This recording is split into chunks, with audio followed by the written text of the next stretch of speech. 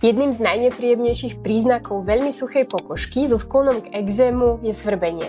Poďme si vysvetliť, čo za tým svrbením vlastne je. Svrbenie vnímame prostredníctvom špeciálnych nervových zakončení v koži. Škrabanie nám prináša dočasnú úľavu, ale môže aktivovať ďalšie látky, ktoré ešte zhoršujú svrbenie. Svrbenie a následné škrabanie sa je nepríjemné, ale aj nežiaduce. Človek si môže poškodiť kožnú bariéru, narušiť kožný mikrobióm a to môže viesť k zápalom, ale aj k infekciám. Preto je asi dôležité tento cyklus prerušiť. Presne tak, pretože škrabanie znova aktivuje ďalšie mediátory svrbenia a to potom prenáša ďalšie signály, aktivuje nervové zakončenia a tým vzniká blúdny kruh, čiže svrbenie, škrabanie a ešte väčšie svrbenie. Lipicare AP+ Max upokojuje pokožku, pomáha obnovovať kožnú bariéru, ale zároveň cieli aj na mechanizmy svrbenia. Podľa výskumov neurobioma pôsobí na mediátory svrbenia a znižuje aktiváciu receptorov, ktoré prenášajú signály a potrebu škrabať sa a tým sa znižuje citlivosť pokožky a tiež je znížená potreba škrabať sa. Lipicare upokojuje pokožku, zmierňuje pocity svrbenia a zároveň je veľmi príjemný na každodennú starostlivosť, čo je pri ekzematickej a citlivej pokožke kľúčové. Rad Lipicare od La Roche-Posay je najodporúčanejšia dermokozmetika slovenskými dermatológmi.